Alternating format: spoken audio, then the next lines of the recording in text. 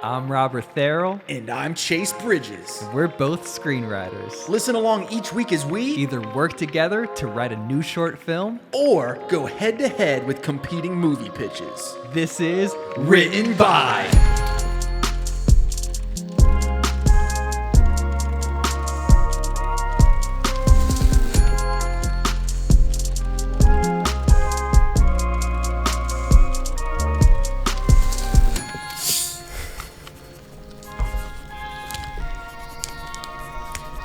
I feel like the health of people across the globe would be so much better if opening a Coke didn't sound so satisfying, you know? I think that's half of the appeal. Maybe. Yeah. All I know is I'm addicted. You're addicted? And I'll always be addicted. Yeah. Maybe when I quit soda, I'll become a big star. Maybe that's That'll it. be my yeah. addiction to overcome. Yeah. That's it. We were talking, you all need to get a new addiction. I don't need to do cocaine. Yeah. I can drink Coca-Cola. I mean, you know, had cocaine at one point. Not anymore. Yeah. I don't know. I don't know how true that is. Oh, no, it's true. I mean... But do you think it was like real cocaine? Or was it just like, kind of like how like ADHD medication is a form of meth? See, you know that's I mean? what I think. Or, you know, it's like how... I'm blanking, but you know, we always have these drugs that are like, hey, OxyContin, that's gonna like relieve your back pain. It's like, nope, like, that's an opioid. It's like, oops, new addiction unlocked, like an Yeah. Xbox achievement. Did I disappoint you or let you down?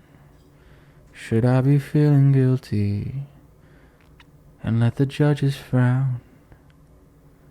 Welcome to Written By Podcast. The #1 podcast in the world. Right behind all the other ones. I don't know the song. I've been addicted to you. Goodbye, my lover. Goodbye, my friend. You don't know that song? The same guy that does the "You're beautiful." Oh, okay. You're beautiful. Nice. It's true. The James Blunt. Okay.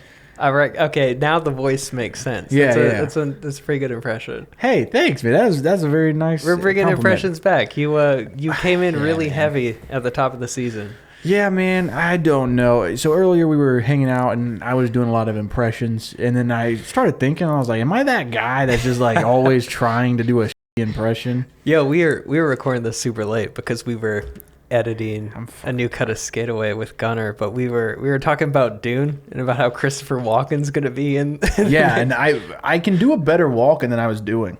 Yeah. I couldn't get into it. It's like we got to kill the Batman. Timothy Chalamet. House You of wrote the Atreides. Sakura, or whatever that word was. I've been obsessed with this Bill Hader story that he tells all the time about this SNL sketch that didn't work. Is it the Casey Kasem? Kasem. I knew it. Obsessed I knew with it, dude. You brought back the Casey Kasem impression a few weeks ago, and I was like, oh, he listened to that Bill Hader I podcast. did. I listen to it all the time. Yeah. I'm Casey Kasem. Oh, what are you doing out so late? Who is this woman with you? And who was the #1? Who has the most #1 hits? Guys, welcome to a late night episode of Written By. There's no telling what I'm going to Yeah, say. I'm coming on. I'm much more chill, but I'm so relaxed. I feel like I might say some crazy stuff that I don't usually say. It's like I'm so relaxed. Hey, I'm gonna get vulnerable for a second. Mm-hmm. Hey, actually, let me put it this way. So, I'm an actor, right? Yep. You've heard me talk about it ad nauseum. Yeah. When I do different things, I have different characters, you can call them, for when I do different things. And, sometimes I get very self-conscious about like the kind of the personality I give for this show. Really? Yeah, because, if you watch me on here and you watch me on, say, Church Stories when I did that show, very different. Yeah. When you watch me, do anything else, it's very different because, this is a little bit more me. But I get worried that maybe our show is boring, and so I try to turn it up to 11, but then I get self-conscious because I feel like maybe I'm just really annoying. Like, I do this fake laugh all the time, and when I hear it back, I'm like, Chase, you gotta stop doing that. Yeah. But it's an energy thing, you know what I mean? Yeah, I mean, I feel like we kind of got to do that with the show a little, like with a show that's all about, we aren't just talking, we have to come up with ideas. Like you need to put a little more sauce on it to make sure it's entertaining. Yeah. And I think, you faking a personality could be a bad thing, but at the same time, like, if you're not just faking a personality, we always have it at the forefront of our minds that this show needs to be entertaining for our audience, first and foremost. We don't want to put out a boring hour of podcast. Right. And we know plenty of people who do it. And I wouldn't even say it's a fake personality. It's just a different character. We want people to enjoy watching this. And I don't know. I don't know. I could just be... But I do feel that too much. I feel like sometimes I have different vibes depending on different people I'm with. Yeah, Yeah. I think, like, after being friends with certain people, you craft your own role in the friendship. that's the role you play. Yeah, no, 100%. And that's what I've kind of always done is my personality changes depending on who I'm around. Like, we were hanging out with Gunnar earlier. I don't know him as well. Yeah. And so it's more of a you probably sit there for a lot of the things I say, and you'd be like, well, one, you've heard me say it a million times.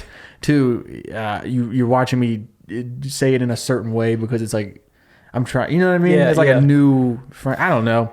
I think way too hard about all that stuff. I just hope sometimes I worry that maybe this show isn't very good. Yeah. Well, and that's I think it is. I think it's great. Yeah. We have a bunch of listeners. Probably agree. Yeah. I think the problem is that you guys don't message me how much you love me enough. I think that's the problem. Yeah, the Church Stories audience, they would message you. Well, they would bully you, but they would at least message you. Yeah. No, I'm joking. I'm playing around sincerely. You did bring us something funny. It's funny hanging out with Gunnar now because I get to hear both myself and you say all the things we say to each other to him again. Yeah. Like me talking about J.J. Abrams being the avatar of cultural entropy. Yeah, and like immediately I could just sit there and be like, I've heard this. Yeah. But instead, I act like I've never heard it before. And so I'm sitting there and I'm like, oh man, because it's just, I don't know, being a person's hard. Yeah, it is. Sometimes I feel like a sociopath. Cause I wouldn't say sociopath, but I feel like Nathan Fielder a lot. And I feel like people who aren't socially awkward think Nathan Fielder is a sociopath, but it's like when you don't know all the ins and outs of social interaction, it's like you try to figure it out in that way. But also Nathan Fielder's putting on a character as well, right? Or is that just him?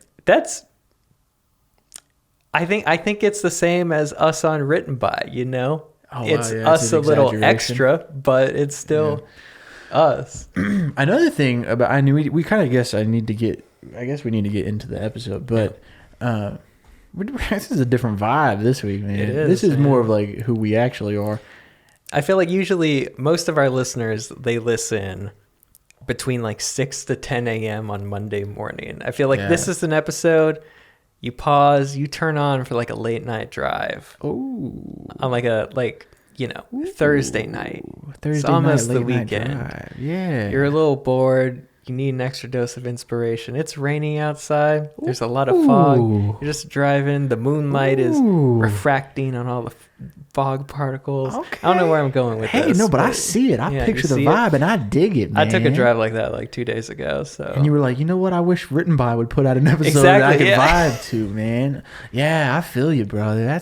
You really put me in. No, all insecurities aside, I'm just being a little bit more dry today. I'm very excited about the show, and yeah. I think we're both at peak insecurity because the thing we've been waiting to put out in the world is about to come out. Trouble Date is about to come out in like 2 weeks from now. And dude, I'm so nervous. Yeah. No, I'm really afraid. Like, what if it comes out and we think what we've made is really good, and everybody else is like, this is garbage? Because other people put out stuff. Yeah. And I see people that I really respect be like, hey, this is awesome, and then I watch it and I'm like, that sucks. So I just really hope that no one, I don't know. Hey, welcome to Written By.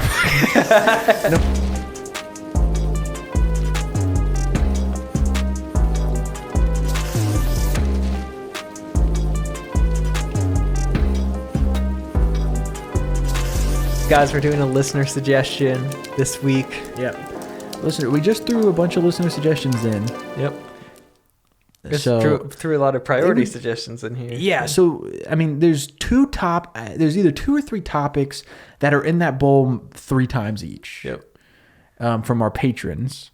So I'm really curious, how funny would it be if we still didn't get a priority suggestion? Because I mean, we just threw in 6 pieces of paper. Yeah. It would be interesting if we didn't pull one. Yeah, and there's already a priority suggestion or 2 in here. Yeah, Still, it's piling up. Make sure you guys send your priority suggestions by signing up for the Patreon. I always there's some podcasts I listen to and it's like all ads. Yeah. Like Smartless, dude. Yeah. You skip through the ads at the beginning and then there's like 3 more ad breaks. Mm-hmm. And then so it's like, we have an ad on this podcast. Yeah. We have a sponsor for this. So it's like, doesn't it feel funny to like have an ad and then in the actual episode where they like the ads that are paying the bills are already placed and I'm still going to promote stuff. Yeah. All right, carry on. All right. Reaching this bowl. I have picked, it feels like a bunch of tangled up, but I have picked out Street Racers.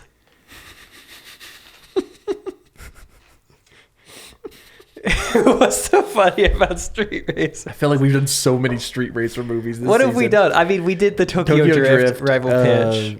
I guess that's it, but that's still a lot. Yeah. Street Racers, okay. So...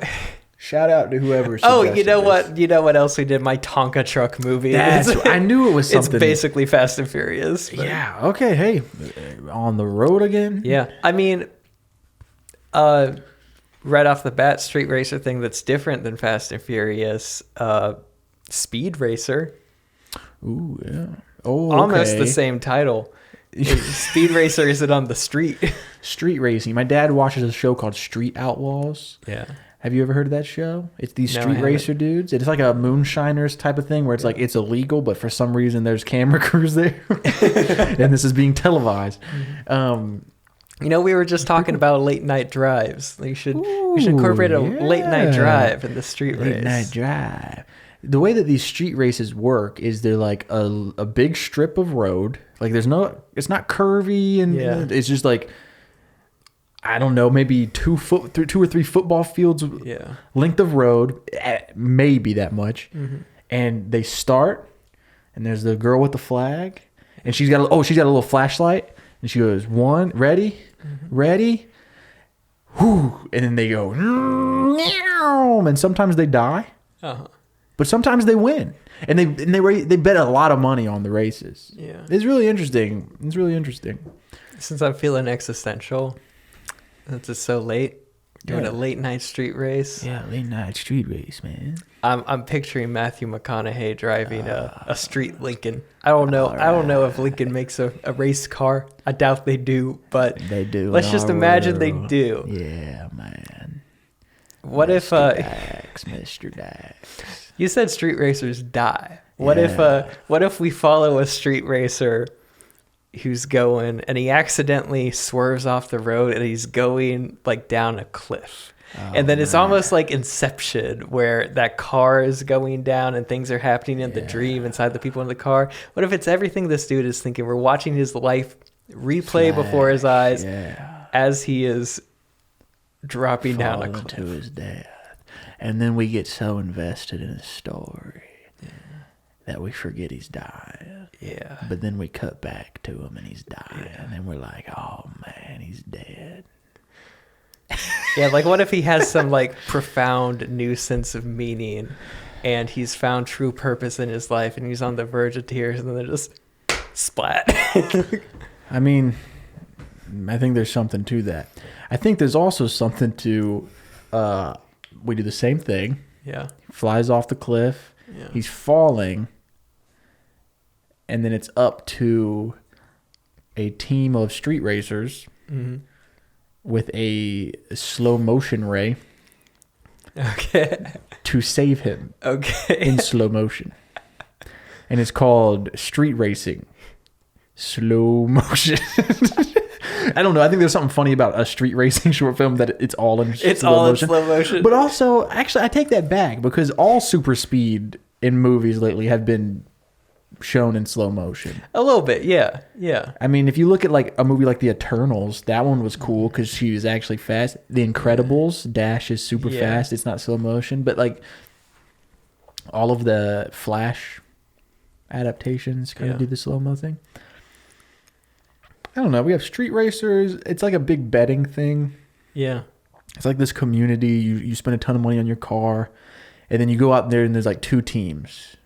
And you got this team of 5 or 6 guys, and they all have their own cars. And you have this team of 5 or 6 dudes, and they have their cars, and they start, hey, I want Snowman. Yeah. Oh yeah, give me Ricky Extreme. All right, I bet you $5,000. Yeah, I'll bet you $10,000. And then, they set up the race, and it's over in like 10 seconds. Yeah. It's just... That's over. Fun. So we make a whole epic short, and, it could be like a 5-minute short or something, but it's this epic tale of everything that goes on in like 10 seconds of a race. Oh, wow, yeah. There's this gag I wanted to do for this feature I was writing, and I'm probably still going to do it at some point. Yeah. I need the right thing for it, but I wanted there to be this feature film. These 2 characters have gone on this whole journey, and of course the main character who was mean to the side character just realizes that the side character was right, and he wronged him, and he wants to apologize.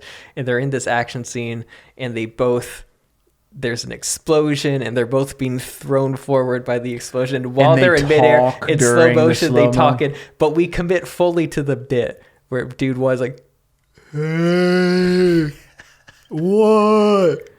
I'm sorry. That's funny. Really? It's like, yeah, and then like a full... like, this is slow motion. There is like fire particles behind them. Sparks are flying. He's like, I realized that I care too much about work and not enough about the people who love me. I wonder if it's even funnier if everything's in slow motion, but they're talking normally. That's funny too. Well, so it's like, hey man, I'm really sorry about everything that happened.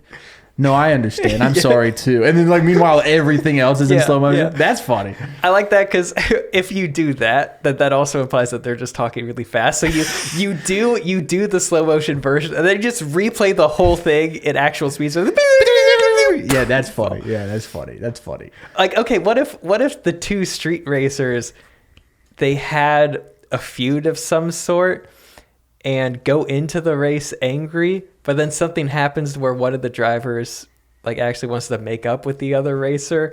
Yeah. And they talk to each other through the windshields in slow motion. I don't know. I think there's something there about let's stretch out 10 seconds. Over 5 minutes? Yes. There is something to that. I want to do something with this show. Let's introduce our main character. Okay. Like a pulp hero. Let's introduce a character who's like our action star. And then whenever we have a topic from the bowl that fits that character, we throw him in. And then people can kind of start getting excited like, oh snap, Ricky the Man's in this episode. You know what I mean? Yeah. I don't know if this is the episode to start that, but that's just something that popped in my head. That'd be a fun thing to do. Yeah, I don't know what to do for this one. I mean, I definitely picture a Matthew Mcconaughey type. He feels like the type of person that would talk slow motion. Oh, yeah, you're going slow motion. So, man, what happened with all that? I mean, you want to talk about it. I mean, when life's going as slow as it is, it's time to speed up. What if this is his tactic for winning a race? Is he knows the other driver's weakness. Like the other driver, he something like he just went through a breakup so or something. Manipulating him. Yeah, and Matthew McConaughey is like, "Hey, I heard what happened. All right, life is like a highway, and a lot of life is like a street race. You only got some 10 seconds mean more than We're just racing in this crazy street we call And by life. the end of it, dude in this car is crying, and he looks away and from the windshield. he's got tears in his eyes, and Yeah. that causes him to wreck. Yeah, that's what Matthew. Okay, so all right, let's make this like a little bit more sci-fi-y. Okay, so what if this is this is a universe where street racing, it's slow motion. So instead of us doing the 10 seconds over 5 minutes as an artistic choice, it's literally happening that way. You see what I'm saying? So it's like, it's slow-mo street racing. And it's like these guys get in the car and the cars are made to go in slow motion, but they're also going so fast. How's that? I don't know. It's sci-fi, man. You don't have to have a reason. I feel like you could just lean into, we're seeing the race from the driver's perspective, because a talented driver, like any like sportsman, when they get in the zone, like they see in slow motion, they experience in slow motion. I was just trying to think of something to make it a little bit more creative, weird. All right, so I mean, we could figure out what we want to happen in the street race. Like if we can nail down like one fun reversal punchline for the end. I mean, so we have a big bit that we want to do, which is they wreck, or do you want to do the bit where they're just talking to each other in slow motion while they're driving? I don't know if they even need to talk throughout the whole duration of the drive. I don't know, but I think there's something funny about they wreck, both cars flip, they fly through the windshield, and then mid-air, they're like, I bet you're wondering how I got here. Oh wait, okay. So the race starts, the cars immediately like collide, they go up this way, our both drivers like both go through their windshields, they look at each other as like, are we gonna die? I don't want to die. I think so. I don't want to die. And then the other one's like, I'm not scared of death. Death is just the other side of life. Death is just the next crazy street race waiting to be raced. Yeah. Death is... That's funny. Death is just the 7th gear on the gear shift. It's time to grab the clutch. What if we did that? What the hell does that mean, Matthew? What does the clutch represent in this scenario? Life is like a broken windshield wiper. It gets a little wet, but it can be fixed with a little hard work. How am I supposed to fix it? It's already done being shattered. Okay, so this is the whole short film. Yeah. The whole short film is, ladies and gentlemen, it's the time for the biggest street race you've all been waiting for. On this side, Matthew McConaughey. It is not even a character; it's just Matthew McConaughey. And then a character, Revy the Chevy loving Rever. Immediately they wreck. I have an idea for it. Yeah. What is it? Okay. So, the main body of the short is what we've just been doing. Other racer Matthew McConaughey is talking to our main racer. Our main racer is not getting the metaphors at all. Matthew McConaughey is trying to calm him down. And then finally, the character, he feels like he's ready for death. Or he feels like, I don't know where he's at. We'll figure it out. But he's like, I don't know, Matthew. I still don't want to die. And then that's when Matthew turns and is like, or he says something where it's like, I don't know. Essentially what I'm getting at, you turn to Matthew, is like, I don't want to die. Just me and the other racer of the car or whatever. And Matthew's like, what? I'm not the other racer. And you're already dead. And then like cut to heaven. Oh, snap. Oh, real quick, guys. This episode of Written By is brought to you by Storyflint. Storyflint. Are you looking to hone your writing skills and elevate your storytelling abilities Yes. above the rest? Well, look no further than Storyflint. Whoa. Our growing library includes a wide range of resources, including guides, articles, and curated tools and videos to help writers of all levels improve their craft. Now that all sounds really cool, but what really sets Storyflint apart is their exclusive Notion templates. Now these templates are tailor-made for writers and world builders to provide an easy and intuitive way to organize their story elements. Oh, heck yeah. So whether you're an aspiring author or a seasoned vet, Storyflint is the perfect resource to help you grow your skills and take your storytelling to new heights. Your one-stop shop for learning the art of storytelling is here. Visit storyflint.com. This really philosophical guy was just his own hallucination preparing him for death. Oh, wow. You know, when people talk about like what DMT does to you before you die, it's like this is his version of it. That leans into us like having the actual Matthew McConaughey is like who he hallucinates as a calming philosophical guy is just Matthew McConaughey. Yeah, okay, let's do it. I mean, it kind of feels like more of a comedy sketch than a short film, but I think if we do that ending, we can tie it into something at the beginning and we can make it a story. Yeah. But I definitely think the chunk of it is just them in slow motion flying through the air 100%. And having that conversation back and forth. And we'll just put as many of those Matthew McConaughey-isms as we can. Yeah. So at the end, it turns out he's already dead. Yeah. And his preparation for the afterlife was this this street race with Matthew McConaughey. So how did he actually die? I think he actually died in the crash, but like it didn't happen the way where it's like both drivers hit each other and both drivers flew out of their windshields and talked to each other for a little bit. He just like crashed and died or something. Yeah. So maybe what lesson does he need to learn? Yeah. So at the beginning, maybe he's getting ready for the race, and he's talking to his guy, the guy that's his best friend. He's like, all right, you got this. And maybe he says something that shows his character flaw. Mm-hmm. He needs to learn that lesson through the Matthew McConaughey-isms. Mm-hmm. He finds out he's actually dead. He accepts it. Okay. What if this moment is almost like a last test to whether he gets to go to heaven or hell or something? To where maybe he has like a pride issue or something, or maybe he got into the crash because he needs to win this race for his own pride. He's been talking himself up and everything. He's a little too hot-headed. He makes the mistake, and that's when the Matthew McConaughey character tries to calm it down or whatever, and tries. I don't know. I like the idea that like he has a character flaw we established in the beginning. Whatever conversation he has with the Matthew McConaughey is almost gauging to see whether he.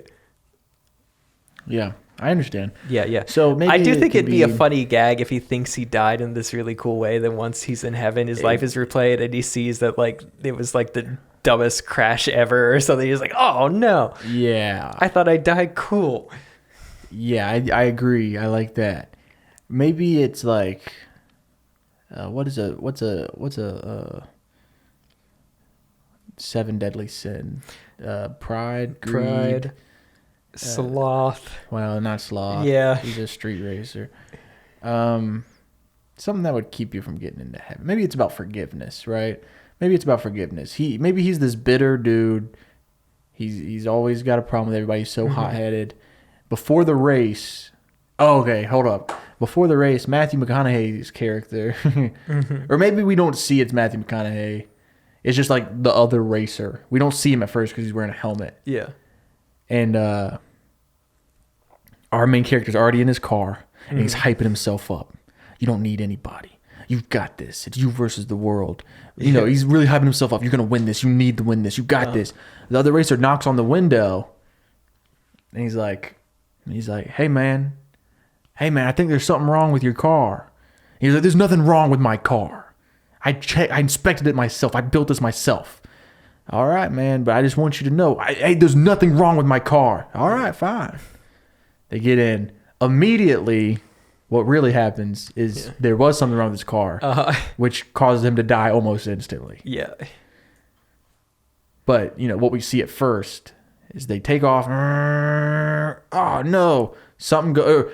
In the vision, Matthew McConaughey makes the mistake, gets loose, hits his car, boom. They go flying through the windshield. The conversation is he's super furious at Matthew McConaughey because in his eyes, he had done nothing wrong. He has killed them both. Mm-hmm. And in the conversation, McConaughey is trying to convince him, like, hey, man, forgive me. Like, he's got to teach him to forgive him. Okay. Because he actually is not the one in the wrong. Yeah, yeah. And by forgiving Matthew McConaughey by the end, he has forgiven himself and able to go into heaven. I like this. I like this a lot. Yeah. All right. So, okay. So how would this conversation play out? I mean, I think it's just dude's mad at Matthew McConaughey, and Matthew McConaughey keeps answering in these Matthew McConaugheyisms. Oh wait, remind me, how was Matthew McConaughey like apparently responsible in the other driver's eyes? So in the vision of the way he thought his death played out, Matthew McConaughey made a mistake and just got loose and crashed into him. I see. Okay. So, but what really happened, which we'll find out at the end, is his car just like they hit go. Yeah. Matthew McConaughey takes off. This guy almost dies immediately. Like something explodes. That's it. I think he doesn't even like move a foot. He just blows up. Yeah, it's so instant. But in his vision, Matthew McConaughey crashed into him, and it's his fault. So they're flying in the air. Dude looks around. He's in slow motion. And he looks at Matthew. And he's like, "What the hell, man? Yeah. You crashed into me." Hey, man. We're just trying to race in this crazy world we call a street. Well, you're not doing a good job. We're about to die. Listen, man. Don't pass blame. You look a lot like Matthew McConaughey. Well, I get that a lot. I want the gag that we don't actually see the racer and he hasn't even seen the racer he's racing against. So exactly. When he goes out of the window for the first He's time. like, "What? Are you Matthew McConaughey? Who are we all really? We're just... I mean, I'm Bob." I don't know. Well, we're just two men flying in slow motion. But because of you ran into me. When we're all one entity, is there really a way to blame someone other than yourself? You know, Are we about to die? I feel like since I'm seeing the world this slow, we're probably about to die. What is death but the seventh gear of a race car? Okay, but what does that mean though? Maybe you should open that big book we call Backstory and read a few pages of our lives. This is a fun improv thing. Yeah. So it's essentially, we don't have to go through the actual dialogue because that would be something that we would actually do. I think when we do the outline segment, we just improv it. Yeah, we'll just improv but it. we at least need the beat where it's like exactly. He's mad at first, and then what's going to make the switch? Because if this is a test for him, Matthew McConaughey's character has to try to introduce forgiveness into the conversation. So I think that it should be 3 beats. Yeah. At first, let's get a main character name. Okay. We have another patron name we can do. Oh, nice.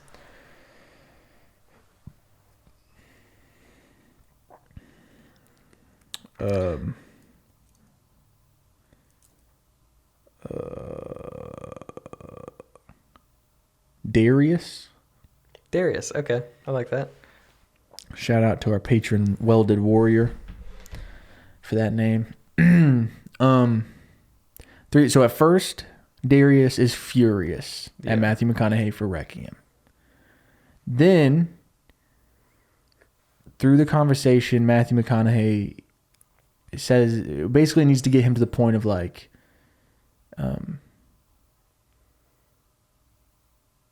there's 3 steps. He's mad. There's a second step, and then the third step needs to be he forgives him. Yeah.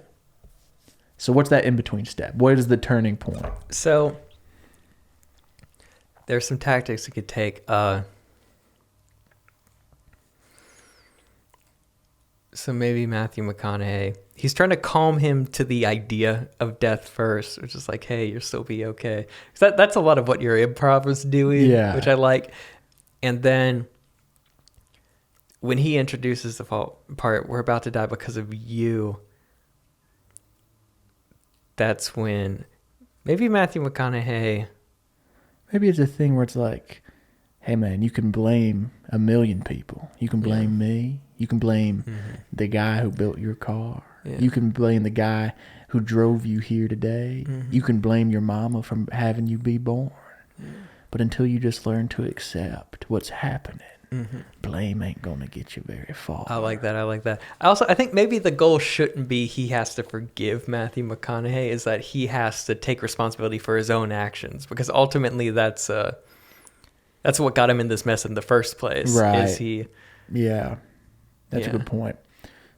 So how do they do that? Well, I like the idea that maybe this character, he instantly always tries to blame someone else for his problems. And that's when Matthew is like, hey, we're all here, because of our own decisions, Who would have thought? Any day, any night, two people in a car. It had to be us. It had to be tonight. And here we are. And he's just like, what does that even mean? Okay. Here's a question though, before we go forward. How does it end? Does he actually forgive him and go to heaven? Or is it funnier if he's like, F you, Matthew McConaughey, they die, and then he gets to heaven, and then that's when he realizes how he really died. Yeah, let's go with that, because I think that's I kinda easier like that, yeah. than us having to you do human psychology. I mean, we still do a little human psychology, but we get to the point where we almost feel like Matthew was there, but then he looks down and he's closer to the ground. He's like, no, F you, Matthew McConaughey. Boom, splat. And we cut back, and the last shot, the whole time, Matthew McConaughey's in this racer gear. Yeah. F you, Matthew McConaughey. Cuts back to Matthew McConaughey. He's not wearing a shirt. Cut back to the guy. Put a shirt on. Death. Yeah. You know what even I'm imagining is we cut to all white void. He's in heaven now. And you just hear the booming voice of God go, you have failed your last test or whatever. And he's like, what do you mean? That was all a test? And he's like, yeah, that's not how you really died. He's like, well, how did I really die? There's like a TV appears, and he watches himself just blow up in the car after that thing he insisted wasn't a problem. Wait, so it was my fault all along? And then God goes, maybe if you would have listened to Matthew McConaughey, you would have figured that out sooner. What I'm thinking is you have failed the test. You are a sinner in the eyes of God. He's like, eyes of God? What God? And then Matthew McConaughey, shirtless, steps out. And he goes, aren't we all God? It's like, no! And he falls. Yeah, he just falls. He goes to hell. Oh, no. He falls. We cut to black. And we just hear him. Yeah. We just hear him. Yeah. We fade back in. It's just the guy. It's red lights. You can't see anything. He's burning up. He's like, oh God, oh God, oh God. And then you just hear, welcome. Well, I can't do a Trump. Oh my God. Welcome. I can't do a Trump impression. I feel like we cut on just him falling, and then as the credits roll, we just hear, yeah, it's probably like continuous. Yeah. I was trying to do a bit, but I can't do a Trump impression. I'm sorry. Yeah. Okay. So back to this conversation. So he's wondering what's happening. Matthew McConaughey calms him down, and he's like, wait, we're here because of you. And then Matthew McConaughey is like trying to, again, we still need to get to the point where he almost takes, I was trying to tie the theme together. We're almost there. We're almost done with this. We're doing really good this week. He can say something like, blame isn't going to get you very far. What kind of man are you going to be when you hit the pavement? You're going to be a man that owns up to his own actions? Or are you going to be a man that dies blaming everybody for his own problems? You know what I mean? That sounds like a Matthew McConaughey thing. And then it's like, wait, what kind of man my own problems? How did I do this? It's like you... It takes two to tango, baby. Exactly, yeah. It takes two to tango. I even, since he wants to blame everyone else for his own problems, he instantly blames Matthew McConaughey, completely overlooking the fact that, hey, you entered a street race on one of the most dangerous courses. Yeah. I mean, you're going to be mad at me for wrecking you. Or you're going to be mad at yourself. Yeah, you chose this life. A firefighter don't get mad when he dies in the flames. Police officer don't get mad when he gets killed during a robbery. A roller skater don't get mad when he dies on the skates. He's like, wait. Huh? All right, you lost me. Yeah. Marshmallow Man don't die when he chokes on a marshmallow. Yeah, he's like, instead of... Okay, here's what Matthew McConaughey's character should do. Instead of... He tries to get him to, hey, don't blame anyone else. You chose this life, and this is the natural outcome of the path you've chosen.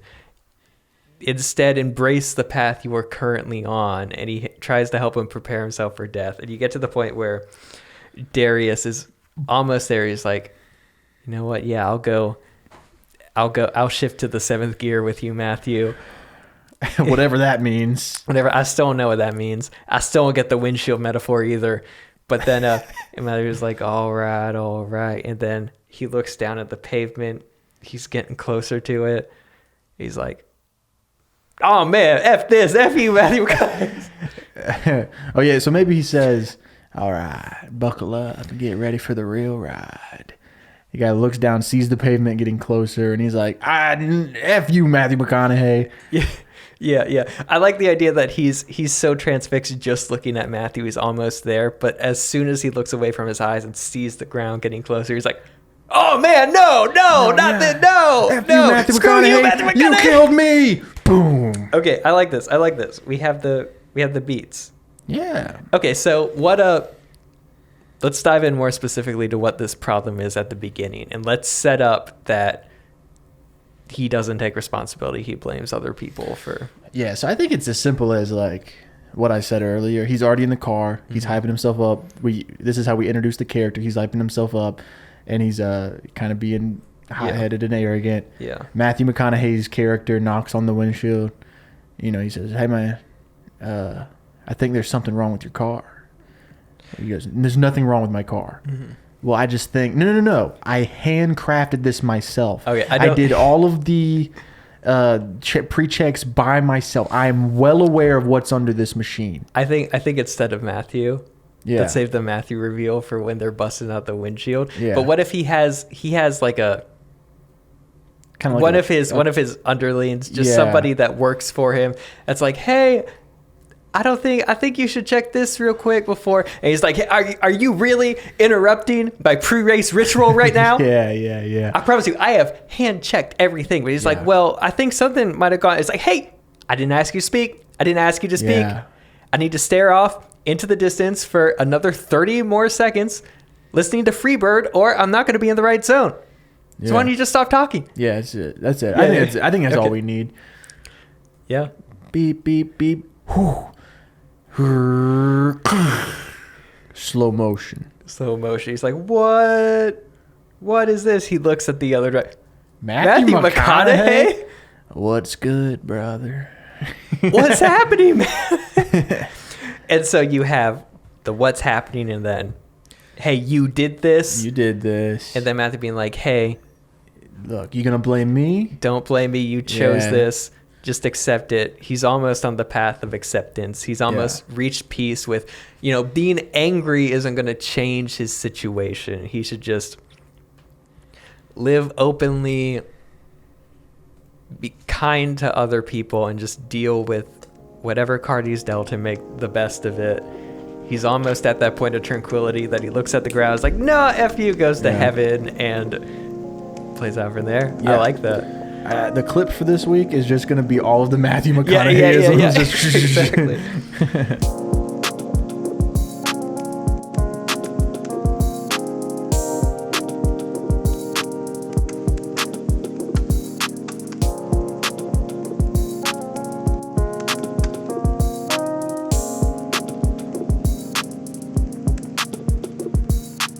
All right.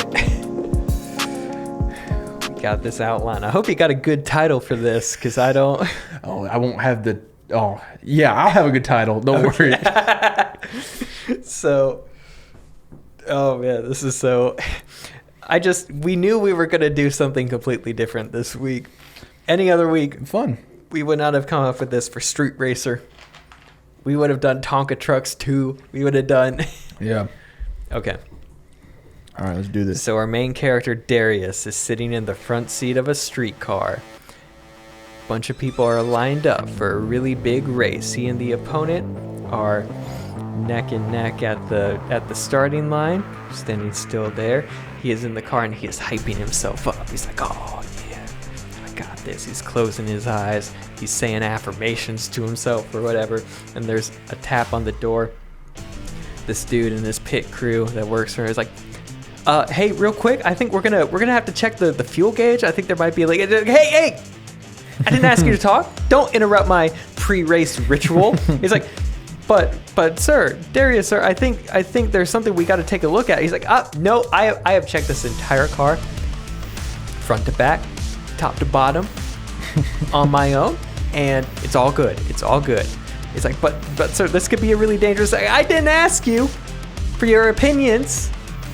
I'm in my race ritual. I've got to close my eyes and manifest a win for another 30 seconds. And if you ruin that, then I'm probably going to lose. So why don't you just get back? And then he's like, but I think we really need to. And then that's when we hear the announcer. He's like, the race is about to start. He gets shooed away. Anyway, the drivers have started their engines. They're revving up. Girl with the flag comes out. 3, 2, 1. Flag goes down. 2 racers zoom off. They drive for about 5 seconds when the opposing car just kind of swerves, and the front of his car is the front of his, and both of them collide, and they're launched. Like their backs just both fly up, and they launch, and then Darius just flies out of his windshield. How that even happened, we don't know, but it's going to be one of those silly VFX, like when the limo blows up at 21 Jump Street, like Darius flies out of the front of the windshield. He's suspended in the air, then everything goes to slow motion. He's in slow motion for a little. He's just looking around at everything. He is like 20 feet in the air, nothing but solid road, concrete. There's mountain rocks all around. He's not getting out of this without getting hurt. He's just suspended in air. He looks to his right. He sees another driver who looks a lot like Matthew McConaughey. He's like, what is happening? Just another day in this crazy race we call life. Are you Matthew McConaughey? Is anybody really Matthew McConaughey? Am I like hallucinating or something? This is crazy. Are we about to die? Is this why I'm in slow motion? Well, who's to say life isn't all just one big hallucination? We're always about to die, really. And then he looks down at the ground back at Matthew and he's like, well, I'm about to die because of you, because you swerved into my car. Well, those who cast the first stone better have a second and a third stone too. What does that even mean? What are the second and third stones for, Matthew? Life is just a big windshield. Sometimes it gets wet, sometimes it gets broken, but it's always there until it isn't. What moral am I supposed to take from that, Matthew? You didn't even answer my question about the last one. You can't just say stuff like that. And he's starting to get really frustrated. And he's like, okay, don't deflect, man. You drove into my car and we were both about to die because of you. Look, man, does a firefighter get mad when he dies by the flame? Does a man who makes Oreos for a living get mad when he dies by the cream? I don't know who has died from Oreo cream, but I don't. He is so frustrated. He almost wishes he would go out of slow motion just so he wouldn't have to hear this person anymore.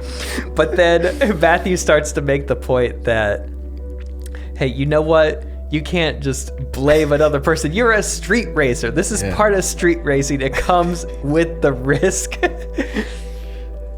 But he says that in his Matthew McConaughey way. Yeah, which was that thing about the firefighters. Yeah. It's like, well, I mean, I know it's risky or whatever, but like, it's still, you were the one that crashed into me. And he keeps on trying to blame Matthew, but Matthew like stops. It's like, hey, you know, in his own way, he's like, hey, you're in this right now. You could cast blame all you want, but you're wasting your time. You just need to accept, forgive, and like embrace the present. What kind of man are you gonna be when you hit that pavement? You gonna be the kind of man that blames everybody else? Or are you gonna suck it up? You're gonna close your eyes and you're gonna take it all in one last time. But I don't know if I'm ready to die. Who is ready to die? I mean, I'm Matthew McConaughey. You think I want to die? Look at me. I am still very surprised that you're even a racer in this car, Matthew, but Daddy is there Matt's nothing gotta we have a can hobby. do? I know you have a lot of interest, Matthew, but Life's, just like that seventh gear on a gear shift. It's time for you to stick it up, knock it into eighth gear, and take it home, baby. I still can't quite pinpoint what any of your metaphors actually mean, but that feels profound. Well, if it feels that way, if it sounds that way, and if it tastes that way, then it probably is that way. And he's reached a point of acceptance. He closes his eyes. He's like, okay, Matthew, I think I'm ready to shift that seventh gear. And then the music is swelling. He closes his eyes. He has accepted that he is about to die with Matthew McConaughey. Then he opens his eyes, looks at the ground, and starts to approach faster and faster. He's like, oh no, oh no, oh no, F this, man, F you, Matthew McConaughey. And then he slams onto the pavement. You like flash to white, and then you dissolve. Darius is in an all-white void, and he's lying on the ground. He's still screaming, screw this, man, F you, Matthew McConaughey, F you, Matthew McConaughey. And then he wakes up. He's like, whoa, what? Where am I? He hears a booming voice. He's like, you have failed the test. Like, test? What test? And then he hears, we took a look, and you lived an okay life. Not particularly bad or particularly good, but you had this ego about you. You had this pride, and you always blamed other people for your own actions. And this was a test to see if you truly deserved heaven or not. It's like, what does that mean? What did I pass or did I fail the test? And then a TV just appears in front of him. It's like, you blame everyone else for your own problems except for yourself. But a lot more poetic than what I just said. But he's like, and when the person on your pit crew tried to warn you about the issue, you wouldn't listen to him, and that is why you're here. It's like, wait, so I didn't file what actually happened? And then the TV plays what actually happened, which is like 3, 2, 1, go. He drives forward like 2 inches, and then his entire car just blows up. And he's watching it. He's like, oh, I didn't even die. Cool. And he was like, you have failed the test. It's like, what? No. Out from the void appears a shirtless Matthew McConaughey. He's like, I'm sorry, brother. Amen. He's like, no! And then something like the floor just collapses from below him, and he falls. The credits roll as you just hear, ah. Would you like to hear what I want to call it? What do you want to call it? Heaventh gear. Oh my god.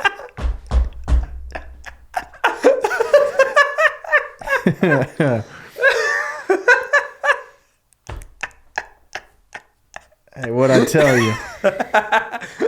Heaventh gear. Heaventh gear, baby. I can imagine the poster right now, because the poster is just Heaven's Gear. It's just a night sky, and then Darius and Matthew McConaughey just out like this, looking at each other. Yeah. Matthew's scared, like, oh, and then Darius, and then Matthew was like, he's got a drink. Yeah. he's doing this number with one of his hands. Yeah. Hey, that's fun. Heaven's Gear, baby. Yeah, I like that. And this has been Heaven's Gear, written by Robert Therrell and Matthew McConaughey. All right. And thank you so much for listening to that episode. It's another solo outro from me this week. Chase's trip ended up getting extended because you already know what it is. We're out here making big moves. We're getting flown out, doing big business, big baller status, major deals. At least that's what Chase is up to. I'm here cutting written by. But guys, this was a listener suggestion. So if you, a listener listening right now, want to be responsible for the next episode of Written By, you want to do that? I'll tell you how to do that. You can email all your story ideas, all your story topics to writtenbypodcast@gmail.com. All those suggestions go into our listener bowl. Writtenbypodcast@gmail.com. Send all your stuff.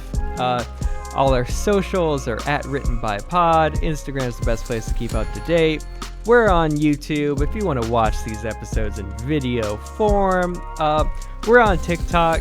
We did big numbers on TikTok, but everyone's TikTok is plateauing. Since I'm alone, I've started putting out music. I had a giant back catalog of songs that are just stuck on my hard drive, and I haven't had a music video gig in a while, so I've started shooting music videos and testing out ideas. So that's on my personal Instagram, Robert2_Isaac. I'm a plug all my solo stuff while Chase is gone. Take that, Chase. Just kidding. But yeah, that's about it. This coming week is really exciting because we're about to record our 100th episode of Written By. It's crazy we've been doing it this long. You got a few more weeks before it comes out, but we're about to record that. And yeah, thank you guys so much for sticking around this long, listening to us do all these little stories, making some of these stories into actual films. If you haven't seen Trouble Date yet, I don't know why. We've been talking about it all the time, but yeah, Trouble Date, our short film based on episode 2 of this podcast, is on our YouTube channel. Search at Written by Pod, Written by Podcast. Follow a link in the description. Watch our short film. But guys, we're pressing ahead. We're already working on the next Written By film, and we can't wait to show it to you. So you know where to stay tuned. Keep on listening right here, wherever you're listening to your podcast at. And we got a great rival pitch episode coming at you next week. See you then.